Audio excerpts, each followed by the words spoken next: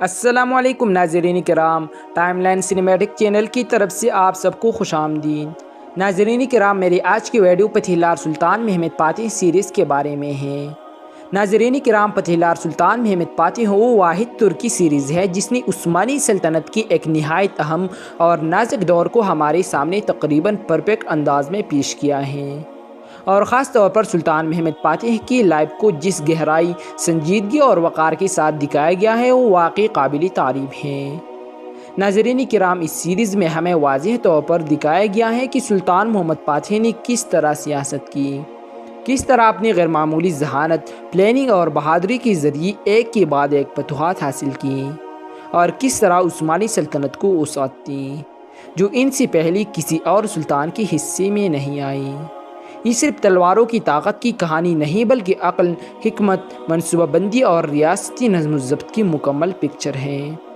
ناظرین کرام، سلطان محمد فاتح کی زندگی پر اس سے پہلے بھی کئی سیریز اور فلمیں بن چکی ہیں، لیکن سچ یہ ہے کہ کسی بھی پروجیکٹ نے سلطان کی زندگی کو اس انداز سے پیش نہیں کیا جس انداز سے پتھیلار سلطان محمد فاتح سیریز نے کیا ہے۔ یہ سیریز ایک مضبوط، بامقصد اور ریئلٹی کے قریب ایک اسکرپٹ کے ساتھ بنائی گئی ہے، اور یہی وجہ ہے کہ اس نے لوگوں کی دل جیتنے کے ساتھ ساتھ 2 بار بیسٹ سیریز ایوارڈ بھی جیتا ہے۔ لیکن ناظرین کرام، حیرت کی بات یہ ہے کہ اتنی اعلیٰ کوالٹی، پاورفل ایکٹنگ اور شاندار اسکرپٹ کے باوجود ترکی کے اندر اس سیریز کو اٹینشن نہیں مل رہی جو ملنی چاہیے۔ افسوس کے ساتھ کہنا پڑتا ہے کہ لوگ تاریخی اور فکری سیریز کے بجائے رومانٹک ڈراموں کو زیادہ ترجیح دیتے ہیں، حالانکہ یہ سیریز آہستہ آہستہ گروتھ کر رہی ہے، مگر اگر اس جیسی سیریز کے ریٹنگ 5 یا 6 کے بجائے 15 یا 16 تک بھی پہنچ جائے تو وہ بھی اس سیریز کے اسٹینڈرڈ کے مقابلے میں کم ہوگی۔ ناظرین کرام، اس سیریز میں چاہے جنگ کی مناظر ہو یا سیاست کی، ہر ایک سین اس مہارت سے فلمایا گیا ہے کہ دیکھنے والا واقعی امپریس ہوئے بغیر نہیں رہ سکتا۔ پچھلی کئی اقساط مکمل طور پر جنگی ماحول پر مبنی تھی، لیکن پچھلی قسط یعنی کہ قسط نمبر 64 وہ قسط تھی جس میں ہمیں سیاست، سازش، طاقت اور ذمہ داری کا اصل پیس دیکھنے کو ملا۔ اس قسط نے ہمیں یہ احساس دلایا کہ سلطنت سنبھالنا واقعی آگ کی قمیض پہننے کے برابر ہوتا ہے، اور ناظرین کرام، اسی آگ کی قمیض کو پچھلی قسط میں کرچو نے بھی پہنا جب وہ پاشا بن گیا۔ اب اس کے بعد اس کے ساتھ کیا ہونے والا ہے، اس کا کردار آگے کتنی اقساط تک چلے گا، اور یہ فیصلہ سلطنت کے لیے فائدہ مند ثابت ہوگا یا نقصان دہ ہے، ان تمام سوالات کا جواب ہم اپنی آج کی ویڈیو میں ڈیٹیل کے ساتھ ایکسپلین کریں گے۔ اس کے علاوہ ناظرین کرام، ہم قسط نمبر 65 کے دونوں ٹریلرز کا بھی مکمل انالائسس کریں گے اور ممکنہ سینیریوز پر بات کریں گے۔ اب ناظرین کرام، اگر بات کریں شہزادے روس کی، تو ناظرین کرام، پچھلی قسط میں اس کی انٹری نہایت ہی شاندار اور دمدار طریقے سے کروائی گئی، جہاں وہ گلومیل عوام کے بچوں سے بہت اچھی انداز اور رحم سے پیش آتی ہیں۔ تاریخ ہمیں یہی بتاتی ہے کہ شہزادے روس جو بعد میں چچک خاتون بنی، نہایت پاکیزہ کردار کی مالک تھی۔ انہوں نے کبھی بھی حرم کے ملکہ بننے کی خواہش ظاہر نہیں کی، انہیں صرف سلطان کا ساتھ، عثمانی سلطنت کی بقا اور عوام کی ویلفیئر چاہیے تھی، اور یہی وجہ تھی کہ سلطان محمد فاتح ان سے بے حد محبت اور احترام کرتے تھے۔ ناظرین کرام، ٹریلرز میں ہم نے شہزادے روس کی کئی اہم مناظر دیکھی۔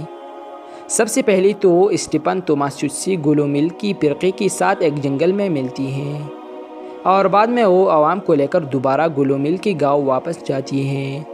اب سوال یہ پیدا ہوتا ہے کہ وہ واپس کیوں گئی، جبکہ اسے اچھی طرح معلوم ہے کہ اسٹیپن توماسچوس گلومیل کی فرقے کو مکمل طور پر ختم کرنا چاہتے ہیں، اور یہ فرقہ صرف پچھلے قسط میں بہادر پاشا کی وجہ سے بچ سکا تھا۔ اس کے علاوہ ناظرین کرام، وہاں وہ اپنی ماں یعنی کہ ملکہ کیٹرینیا سے بھی ملتی ہے، اور ملکہ اسے صاف الفاظ میں کہتی ہے کہ تمہیں واپس محل آنا ہوگا۔ ناظرین کرام، یہاں سے چند ممکنہ سینیریوز بنتی ہیں۔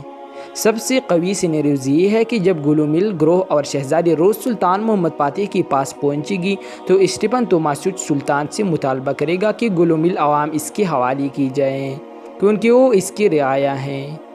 اسی تناظر میں ہم ٹریلر کے ایک سین میں دیکھا کہ لطفی سلطان سے کہتا ہے کہ آپ کو شہزادے روس سے نکاح کر لینا چاہیے تاکہ وہ آپ کی وائف بن جائے، اور اسٹیپن کے لیے یہ ایشو ہی ختم ہو جائے کہ اس سلطان سے ان کی بیوی کا مطالبہ کریں۔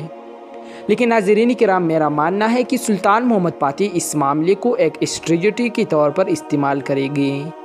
شہزادہ روز، گلوم العوام اور علماء کے ایک گروہ کو بوسنیا بھیجا جائے گا اور اسٹیپن سے ایک سخت کمٹمنٹ لی جائے گی کہ وہ ان لوگوں کو کوئی نقصان نہیں پہنچائے گا، یا پھر ان کے ساتھ عثمانی سپاہی بھیجے جائیں گے۔ اس حکمت عملی سے سلطان محمد فاتح کو دو بڑے ایڈوانٹیجز حاصل ہوں گے۔ پہلا یہ کہ علماء کا گروہ وہاں دعوت اسلام دے کر گلوم العوام کو اسلام کی طرف راغب کرے گا۔ دوسرا یہ کہ شہزادہ روز محل واپس جا کر سلطان کے لیے انٹیلیجنس کا کردار ادا کرے گی، کیونکہ اس کی ماں نے خود اسے دھمکی دی ہے کہ اگر وہ محل واپس نہ آئی تو اسے مار دیا جائے گا۔ یوں سلطان محمد فاتح بوسنیا میں اپنے لیے ایک مضبوط جاسوس سیٹ کر لیں گے۔ شادی کا فیصلہ فی الحال ممکن نہیں، لیکن آگے چل کر ان دونوں کی ایک شاندار اور تاریخی شادی ضرور دکھائی جائے گی۔ اگر یہ سینیریوز میری اندازے کے مطابق ہوئی تو یاد رکھیے اس سیریز کے ریٹنگ واقعی پلس لیول پر چلی جائے گی، کیونکہ ایک طرف ہمیں شہزادی روز کا مضبوط اور طویل کردار دیکھنے کو ملے گا اور دوسری طرف سلطان محمد فاتح کی ذہانت کھل کر سامنے آئے گی۔ ناظرین کرام، اپنی خیالات کمنٹ سیکشن میں ضرور شیئر کریں۔ اب ناظرین کرام، اگر بات کریں کرچودوغان آغا کی، تو میری ذاتی رائے یہ ہے کہ اس کی کردار کو زیادہ دیر تک رکھنا اس کے لیے اچھا نہیں ہے اور نہ ہی سیریز کے لیے۔ ینیچری آغا تک اس کا کردار ٹھیک تھا، لیکن اسے اس انداز میں پاشا بنانا بالکل بھی درست فیصلہ نہیں لگتا، کیونکہ اسی سیریز میں ایک غیر ضروری اور کمزور اسٹوری لائن شامل ہو رہی ہے جس کی جھلک ہم ٹریلرز میں دیکھ چکے ہیں۔ اب ناظرین کرام آتے ہیں حسین آغا کی طرف۔ سچ کہو تو سیریز نے قسط کے آخر میں ہمیں ایسے سرپرائز دیا جس کا ہم نے بالکل بھی تصور نہیں کیا تھا۔ شروع میں حسین آغا اس طرح دکھایا گیا جیسے وہ ولاڈ ڈریکولا کے ساتھ ہیں۔ وہ اپلاک سے بھرتی کیا گیا سپاہی ہیں اور کئی بار اس نے ولاڈ ڈریکولا کو پچھلی قسط میں بہادر پاشا سے بچایا بھی، یہاں تک کہ ولاد نے پوری کانفیڈنس کے ساتھ کہا کہ حسین اس کے ساتھ ہے، نہ کہ سلطان محمد فاتح کے ساتھ۔ لیکن قسط کے آخر میں یہ واضح ہو جاتا ہے کہ سلطان محمد فاتح نے چال کے اندر چال بچا رکھی تھی۔ حسین آغا دراصل ولاد کے لیے نہیں بلکہ سلطان محمد فاتح کے لیے کام کر رہا ہے۔ اگر حسین آغا واقعی سلطان کے خلاف نکل جاتا تو یہ عثمانی سلطنت کے لیے بہت بڑی ڈیزاسٹر ثابت ہو سکتی تھی۔ یہاں محمود پاشا کی کردار بھی سوال اٹھتا تھا، کیونکہ اس نے ایک ایسے شخص پر بھروسہ کیا جو بظاہر غدار ثابت ہو سکتا تھا، خاص طور پر جب وہ اپلاک سے بھرتی کیا گیا ہو۔ ایک عام آدمی بھی ایسے شخص پر بھروسہ نہیں کرتا، تو پھر ینیچری آغا بنانا ایک بہت بڑا رسک تھا۔ تاہم ایک امکان یہ بھی ہے کہ چونکہ حسین آغا اپلاک سے ہیں، تو جب وہ آخر میں ولاد کو کمزور حالت میں دیکھے گا تو ممکن ہے کہ وہ نہ چاہتے ہوئے بھی کوئی اہم انفارمیشن دے دے۔ اسی بنیاد پر یہ بھی ممکن ہے کہ سیریز میں نائٹ اٹیک کی تاریخی واقعہ دکھایا جائے۔ ناظرین کرام، تاریخ ہمیں بتاتی ہے کہ 1462 عیسوی میں جب سلطان محمد فاتح ایک بڑی عثمانی فوج کے ساتھ والاچیا میں داخل ہوئے تو ولاڈ ڈریکولا نے کھلی جنگ کے بجائے رات کے اچانک حملے یعنی کہ نائٹ اٹیک کی اسٹریٹجی اپنائی۔ ایک رات ولاد اپنے منتخب سپاہیوں کے ساتھ عثمانی کیمپ میں خفیہ طور پر داخل ہوا۔ مقصد یہ تھا کہ براہ راست سلطان محمد فاتح کو قتل کر دیا جائے تاکہ جنگ وہیں ختم ہو جائے۔ ولاد کی سپاہی عثمانی لباس میں تھیں، اس لیے ابتدا میں پہچانی نہ گئیں۔ کیمپ میں شدید افراتفری، آگ اور قتل و غارت مچ گئی، مگر سلطان محمد فاتح محفوظ رہی کیونکہ حملہ غلط خیمے پر ہو گیا تھا۔ اگرچہ عثمانی فوج کو نقصان پہنچا مگر یہ حملہ فیصلہ کن ثابت نہ ہو سکا۔ نتیجہ یہ نکلا کہ عثمانی فوج برقرار رہی، ولاد کی سائیکولوجیکل وار ناکام ہوئی اور بعد میں اس نے پسپائی اختیار کرنا پڑی۔ یہ نائٹ اٹیک ولاڈ ڈریکولا کی چالاکی اور بے رحمی، جبکہ سلطان محمد فاتح کی لیڈرشپ، نظم و ضبط اور حکمت عملی کی واضح مثال سمجھا جاتا ہے۔ ممکن ہے کسی نیوز میں والاچیا کی سپاہیوں کو کیمپ میں داخل کروانے میں حسین آغا کی کردار کو استعمال کیا جائے۔ اگر ایسا نہ ہوا تو یہ اور بھی بہتر ہوگا۔ یہاں ہمارا مقصد صرف ناظرین کو نائٹ اٹیک کی تاریخی واقعے کو سمجھانا تھا، اس لیے اس تھیوری کو میں نے ایڈ کیا۔ حالانکہ اگر ایسا ہوا تو بہت ہی بیکار سینیریوز بن جائے گا۔ ناظرین کرام، آپ کا اس بارے میں کیا خیال ہے؟ کمنٹ سیکشن میں ضرور بتائیے۔ اگر کوئی اور کنفیوژن یا سوال ہو تو بھی کمنٹس کریں تاکہ میں اس پر مکمل ڈیٹیل کے ساتھ آپ کے سامنے ویڈیو لا سکوں۔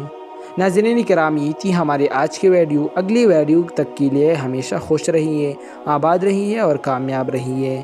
میری ویڈیو دیکھنے کا بہت بہت شکریہ۔